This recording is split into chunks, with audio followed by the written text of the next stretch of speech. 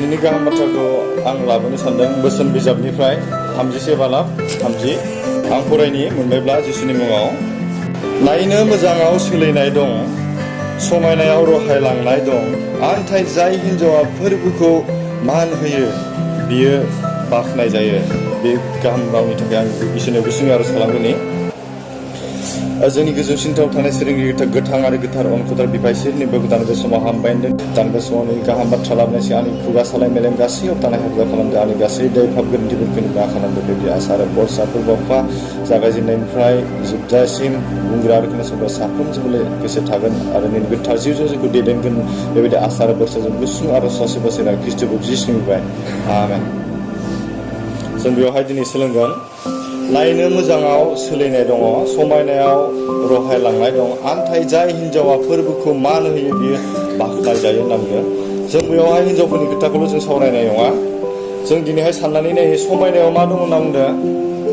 समायनायाव रहायलांनाय दं। जों बिबारफोरखौ साननानै नाय, बिबारा बारनाय समाव एसेबां समायना, नाथाय बियो मा, बेयो गावनि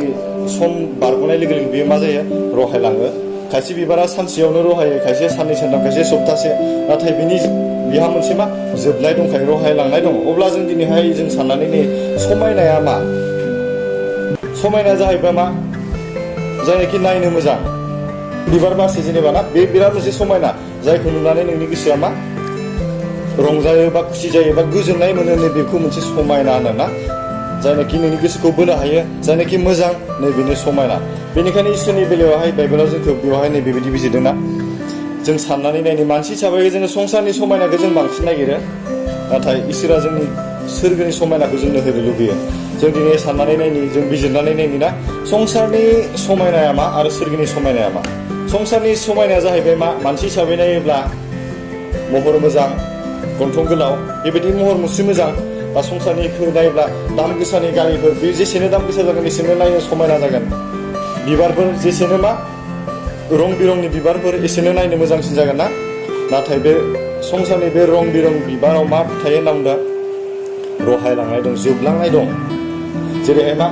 आरो संसारनि समायना जाहैबाय मा, गाननाय जोमनायजों समायना, जों देलायनानै जों समायना जानो हायो। नाथाय मा होनना बुंदों, बे समायनाया, संसारनि समायनाया नोंनि मेगननि थाखाय, आंनि मेगननि थाखाय, आरो मा नोंनि आंनि गोसोखौ गोजोन होनो थाखायल' बे संसारनि समायनाया। नाथाय इसोरनि समायनाय, इसोरनि सोरजिनायनि समायनाया जाहैबाय मा, इसोरखौ गिनाय, इसोरखौ अननाय, इसोरनि हुकुमखौ मानिनाय। जोंनि जिउनि थाखाय बियो मा जोबरोङै होनना बुंदों। संसारनि समायनाया जोबनाय दङ, आरो बेयाव मा होनना बुंदों, सोलायनाय दङ। नोंखौ लबाव खोख्लैनो हायो, नोंखौ फाबाव खोख्लैनो हायो, बेनिफ्राय मा खालामनो हायो होनना बुंदों, बेहा जोबलांनाय दं, रहायलांनाय दङ। बेनिखायनो जों दिनैहाय संसारनि समायना एबा मा जोबलांनायाव थाङालासिनो जोङो सोरगोनि समायनाखौ ना, जोङो जिउनि थाखाय जोबरोङै समायनायखौ जों सोरजिनानै लानि ना। बेनिखायनो इसोरा जोंखौ माबायदि समायनायाव दिनै थानायखौ जोङो लुबैदों, जोंखौ माबायदि समायनाखौ जोङो नागिरनायखौ लुबैदों। मेगननि समायनायखौ लुबैदोंना, जोंनि जिउनि समायनायखौ दिनैहाय इसोरा होसो जानो लुबैदों। बेनिखायनो बाइबेलाव बेबायदि ना, 1 पिटर 3:3-4 नायब्ला जों बेखौनो, समायना खानाय हेबनाय, सना रुफा एबा दाम गोसा हि गानफबनाय, बेफोरबायदिजों गावखौ समाय होआलाबानो अरायबो समाय होग्रा गुरै आरो सोद्रोमा जानायजों गाव गावखौ समाय होदो। इसोरनि सिङाव बेनो दाम गोसासिनथार होनना बुंदों। जों संसाराव समाय होनो थाखाय मा खालामगोन, जोङो मा, जों हिनजावफोर जायोब्ला मा समायना जोङो मा खानाय हेबगोन ना, सना रुफा जों लानायजों जों समायना खालामनो हायो, समायना दख'ना गाननायजों समायना खालामनो हायो, बा जोंबो दाम गोसानि गस्ला लंपेन्ट गाननायजों जों गावखौ समाय होनो हायो।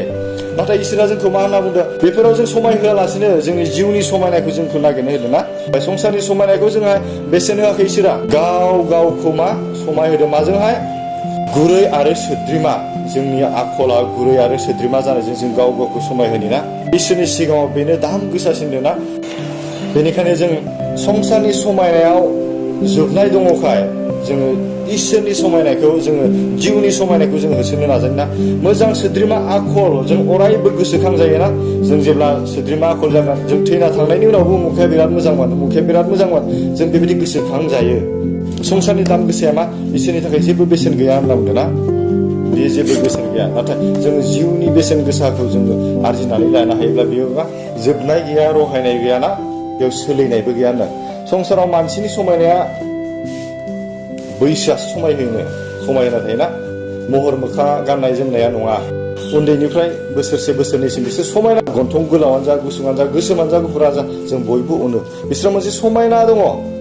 बेनि उनाव बिसोरो रोंलांनायजों रानायजों दुस्थ'आ बारा जागोन बैसोरनि समायनाया खारलांगोन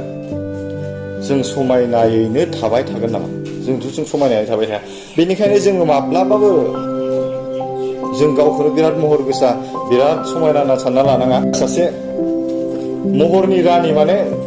वर्ल्डनि आरो मिस वर्ल्ड बेयो नाथाय दा बुरिबाय बेनि समायनाया बै समाव मोनसे फिक्सार दंमोन जाय समावनाखि बियो मिस वर्ल्ड जानो हादोंमोन बुहुमनि समायना बियो सिख्ला जानो हादोंमोन बेनि उनाव दा फैनानै बियो बुरिबाय बिनि खावलायफ्रा थुख्लेब थुख्लाब जाबाय अब्ला बियो मा बुंखो मानसिनि समायनाया मायाव थायो होनना बुंदों बैसोआवसो थायो होनना बुंदों जों जेब्ला बैसोआ 18 बोसोरनिफ्राय 25 बोसोर जों सेंग्रायानो जा सिख्लायानो जा जों बयबो समायना जायो जों जेब्ला बुरिलांगोन बिनि समायनाया लासैनो मा खालामगोन दहरायलांबाय थागोन खमायलांबाय थागोन जों जेब्ला बोराय बुरि जागोन जोंनि खावलायफ्रा थुख्लेब थुख्लाब जागोन आखाइफ्रा सिब्र' सिब्रा जागोन अब्ला जोंनि समायनाया मायाव अब्ला बै समायनायाथ' समायनानै थाबाय थानांगौमोन बै उन्दैनि समायनाया समायनानै थानांगौमोन बा सेंग्रा सिख्लानि समायनाया बुरिजासिम समायनानै थानांगौमोन नाथाय जोंनि समायनाया मायाव थायो होनना बुंदों मानसिनिया बैसोआवसो थायो बेनिखायनो बिबारफोरनि समायनायाबो बेनिया मा बे समावसो थायो बिनि गावनि जिखिनिसिम बियो बिबारा बारनानै थागोन बे गावनि मोनसे सम थागोन बेखिनियावल' बियो समायना नाथाय सोरगोनि समायनाया मा नाम जोंनि जिउनि समायनाया जों सोद्रोमा जोङो मोजां इसोरजों बाख्नायनानै जानाय जायोब्ला बे समायनाया जोबनो रोङा होनना बुंदों जोंनि थैनानै थांनायनि उनावबो मा खालामगोन जोंखौ रायखांगोन उमुगा बिराद मोजां मोनना जोंनि समायनाया थालांबाय थागोन जों जेब्ला इसोरनि समायनायखौ गानगोन जों समायनायैनो थाबाय थागोन जों जोबलांनाय नङा जों सेंग्रानिफ्राय बोराय जालांबाबो उन्दैनिफ्राय सेंग्रा जाबोब्लाबो बोराय बुरि जानानै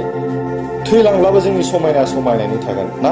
जोंनि आखल आखुनि समायनाया जोंनि गियाननि समायनाया समायनायैनो थागोन बिनिखायनो मा होनदों जोङो माब्लाबाबो गोहो गैयै जानो नाङा जोंनि सायावनि देहाया जामलांदोंब्लाबो जोंनि जिउनि देहाया सानफ्रोमबो गोदान जालांगोन बाइबेलाव 2 कोरिन्थि 4:22 बेबायदि ना 2 कोरिन्थिया 4:16 बेनिखायनो जों माब्लाबाबो गोहो गैयै जाया जों जेब्ला जोंनि समायनाया इसोरनि आखल आखुआ जोंनियाव थागोन जोंनियाव इसोरनि समायनाया हाबनानै थागोन जोंनि सायावनि देहाया जामलांदोंब्लाबो जों बोरायनानै बुरैदोंब्लाबो जों समायनायैनो थाबाय थागोन नामदों जों समायनायैनो थागोन अब्ला जों साननानै नायदो ना जोंनि समायनाया बैसोआवसो दङ अब्ला जों बे समायनाखौ लानानै जों दुगाबो जानो हानाय नङा जोंनि समायनायखौ जोङो दिनैहाय जों माबोरै समायहोनो हागोन जोंनि जिउखौ जों इसोरनियाव माबोरै समायना खालामनो हागोन जों जोबरोङै समायनाखौ जों माबोरै मोननो हागोन जाय समायनायावनाखि जोबरोङै दङ ना जोबनो गैया होनना बुंदों जों फिलिपिनि 4:8 जों जेब्ला नायब्ला नुयोना पौलनि गेजेरजों बेबायदि बुंदोंना जोबनायाव आंनि बाथ्राया बेनो नंगौखौ मान होजाथाव गियान गोग्गो अनजाथाव आरो गाहाम सानजाथाव बेफोरबायदि मोजां आरो बाख्नायजाथावफोरजों नोंसोरनि गोसोखौ सुफुंदो होनना बुंदों जोंनि गोसोआव समायना जानो थाखाय बा जों मा खालामनांगोन होनना बुंदों नंगौखौ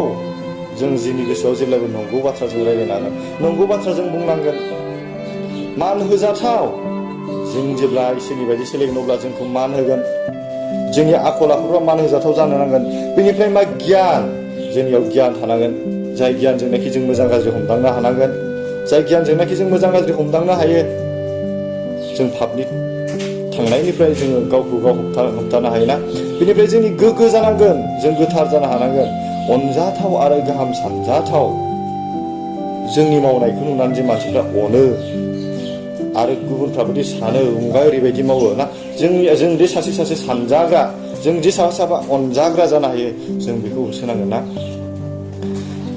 आरो मा बेफोरबायदि मोजां आरो बाख्नायजाथावफोरजों नोंसोरनि गोसोखौ सुफुंदो होनना बुंदों जोंनि गोसोखौ मा खालामनांगौ जोङो बेफोरबायदि मोजांजों जों सुफुंनानै जों लानो नांगोन ना दिनै जों साननानै नाय संसारनिखौ बे मेगननि आरो गोसोनि लुबैनायखौ मोननो थाखायल'सो मा गोजोन होनो थाखायल'सो बे समायनाया संसारनि समायना नाथाय इसोरनि समायनाया जोंखौ हास्थायनायाव जोंनि गोसोखौसो हास्थायदों दिनै जोंनि देहानि समायनायखौ जोंनि महरनि समायनाखौ इसोरा जोंनि लुबैयाखै जोंनि गोसोनि समायनाखौ दिनै इसोरा जोंनिफ्राय लुबैदों ना दिनै जों साननानै नोङा संसारनिखौ दिनै नागिरोना मेगननि गोजोननायनि थाखाय गोसोनि गोजोननायनि थाखाय संसारनि समायनाया दङ नाथाय मा इसोरजों समायना जाहोनो थाखायल' जोंनि गोसोआव दङ होनगोन ना जों नंगौखौ जों थाबायनो रोंनांगोन मान होजाथाव जों खामानि मावनो रोंनांगोन जोंनि गोसोआव जों गियान थानांगोन जों गोग्गो जों गोथार जानांगोन अनजाथाव आरो गाहाम सानजाथाव बेफोरबायदि मोजां आरो बाख्नायजाथावफोरजों जोंनि जिबनखौ जों सुफुंनानै लानो हानांगोन अब्लासो जोङो मा खालामनो हागोन जोंनि जिउआव जोङो जोबरोङै समायना दहायनो बुंदों जोंनि समायनाया संसारनि समायनाया जोबलांनाय दं बेयाव लहरायलांनाय दङ बेयाव सोलिनाय दङ हाबाव खोख्लैनो हायो जोंनि समायनाया ना नाथाय इसोरनि बेबायदि अनजाथाव आखुजों जोंनि जिउखौ जों समायना खालामदोंब्ला बेयाव मालाबाबो जामनाय गैया मालाबाबो जिनाय गैया बेयो जोबदोङै होनना बुंदों जों जेब्ला नैबेयाव नायब्ला नुयोसै 1 सामुएल 16 आदाजिनिफ्राय जों नायब्ला नुयोना बेयाव दाबिदनि राजा फसंनाय बैयाव मा होनना बुंदों सामुएलनि गेजेरजोंहाय इसोरा राजा फसंनाय समावहाय 16 बालाबजों फारसेनिफ्राय जों नायब्ला नुयो आं नायलाङा दाबिदखौ राजा अभिषेक खालामनाय 7 बालाबफोराव फरायगोन आन्थाय फोरबोआ बेखौ होनबाय गोजौ गेदेर आरो नायनो मोजांखौल' नोङो नोजोर होनो नाङा आङो बिखौ सायख'वाखै मानोना मानसिया जेरै सायख'यो आङो बेबायदि सायख'वा मानसिया सायावनि महर मोखांखौ नायो आन्थाय आङो गोसोखौसो नोजोर होयो इसोरनि सायख'नाया मा होनना बुंदों जोंनि गोसोखौसो बियो नोजोर होयो जों मानसि जानायखाय जोंनि नोजोरा जोंनि गोसोआ जोंनि साननायफ्रा संसारनि समायनाखौ जों नागिरो जों सोरखौबा हिन्जाव नायनो थाङोब्ला बिखौ मा बिनि महर गोसा नायो सोरखौबा सेंग्राजों नायनो थाङोब्ला मा बिनिखौ महर गोसा जों नागिरो धोन दौलतखौ नागिरो ना गारि मथरखौ जों नागिरो नाथाय बिनि मोजां आखल दंना गैया जों बेखौ बारा साननानै नायस्लाबनो हाया इसोरा दिनैबो जोंनि गेजेरावबो बेनोना जोंखौ जों नायनो मोजांखौल' बियो सायख'वाखै जोंनि गोसोखौ बियो नोजोर होयो जोंनि गोसोआव जों गावनि हुकुम मानिग्राखौ बियो दिनैहाय जोंखौ नागिरो जोंनि गोसोआव इसोरनि राव बायदि थाबायनायखौ बियो जोंखौ दिनैहाय नागिरो मानसिनि महर मोखांखौ बियो नाया नाथाय संसाराव दिनैहाय जोङो मानसिनि महर मोखां ना संसारनि समायनायखौ जों नागिरनानै गोबाङानो आन्दायोना नाथाय इसोरनि हामजा जानाय बायदि जों जानो जों साफ्रोमबो जों नाजायोना जों जेब्ला संसाराव थांनानै थायोना जों गोबांखौनो संसारनि समायनायाव जों गब'नानै थायो जों गोबांथार पापफोराव जों गब्र'यो आंबो नोंबो जों सानस'नानै मोना जों बावो इसोरनि समायनाखौ जोङो दिनैहाय जों मोनदोंब्लाबो जों बे इसोरनि समायनानिफ्राय जों गोजानाव थानानै जों संसारनि समायनायाव गफबनानै थायो सैताननि बेबायदि नारसिननाय समायनायाव जों गफबनानै थायोना बेनिखायनो जों दिनै संसारनि समायनायाव गोदोनानै थायालाबानो सोरगोनि आरो गियाननि समायनाजों जों गाव गावखौ सुफुंनाय जों गाव गावखौ लुखांनि मानोना जेराव समायना दं बेयाव मा दं होनखादों सोलिनाय दङ आरो बे सोलिनायाव मा थायो होनना बुंदों जोबलांनाय दङ लहरायलांनाय दं बेनिखायनो जों दिनै सोरगोनि गियाननि आखल आखुजों गाव गावखौ जों समायना खालामनि ना बाइबेल कडाव लास्टआव बेबायदि बुंदों जों जेब्ला संसारनि समायनायाव गफबनानै थागोन अब्ला मा जोङो मोदोमनि लुबैनायजों जोङो गफबनानै थागोन जों बे मोदोमनि लुबैनायजों जों गाव गावखौ गफब होगोन जों गादबनानै लाजागोन बियो जोङो जोंनि जिउआव जों थैनांगोन नाथाय जायहा इसोरनि जिउनि सिङाव थायो इसोरनि थिननाय बायदि हुकुम बायदि जों फालियो बा इसोरनि आज्ञा बायदि जों फालिनो हायो सोलिनो हायो थारैनो बियो गोथां आरो सान्थिखौ मोनो होनना बुंदों जों दिनैहाय गारि मथर न' बांला थाबाबो जों दिनैहाय सान्थिखौ मानो मोना मानोना जों संसारनि समायनायाव जों गफबनानै दङ बाइबेल पद आं लास्ट फरायनि रमारि 8 आयदा 6 पद जायहा मोदोमनि हास्थायनायजों सदब जायो बियो थैयो नाथाय जायहा इसोरनि जिउनि सिङाव थायो थारैनो बियो गोथां आरो सान्थिखौ मोनो होनना बुंदों बिराद मोजां बाथ्रा बुंदों बेवहाय जायनाखि मोदोमनि हास्थायनायजों सदब जायो माने मोदोमनि हास्थायनायाव गफबनानै थायोना संसारनि लुबैनायफोराव गफबनानै थायो बियो जिउ हिसाबै बियो थैयो होनना बुंदों नाथाय जायहा इसोरनि जिउनि सिङाव थायो माने इसोरनि हास्थायनाय बायदि इसोरनि हुकुम बायदि इसोरनि थिननाय बायदि बे इसोरनि बेन्दोङाव थायोना थारैनो बियो गोथां आरो सान्थिखौ मोनो होनना बुंदों जोंनि जिउआव जोबदोङै गोजोननायखौ जों मोननो हागोन जोंनि जोबदोङै जिउ सान्थिखौ मोननो हागोन बेनिखायनो जोङो बेवहाय दिनैहाय सोलोंनि ना जों दिनैहाय जों गाव गावनि धोन दौलताव जों गफबनानै थायालासिनो जों संसारनि समायनायाव गफबनानै थायालासिनो मा खालामनि जों इसोरनि समायनायाव बा जों जिउखौ समायहोनो थाखाय ना फोरबोखौ मान होनायजों जों बाख्नाय जाथाव जों गावखौ सासे ख्रिस्टियान आखलनि जों सोद्रोमा जानो हायो बेखौ आं आसा खालामदों नोंथांमोना साफ्रोमबो बे गाहामनि गेजेरजों आशीर्बाद मोनबाय आं फोथायदों बेनिखायनो बुंखादों नायनो मोजाङाव सोलिनाय दं समायनायाव रहायलांनाय दं आन्थाय जाय हिन्जावा फोरबोखौ मान होयो बियो बाख्नाय जायो। बेनिखायनो जोंनि जिबनाव जों जेसेबां संसाराव जों थांनानै थागोन जों बयजोंबो बाख्नायजाथाव मानिजाथाव जों जानो हायो इसोरनि हुकुम बायदि सोलिनानै ना इसोरनि थिननाय बायदि जों सोलिनानै जों गावखौ खृष्टियान जिबनै दैदेनलांनो हायो। जों बेखौनो आसा खालामबाय। इसोरा बे गुसुं रावनि सायाव थानानै जों साफ्रोमखौबो आसिरबाद खालामदों। आं बेखिनि बुंबाय, गोजोनथोंसै। आमेन।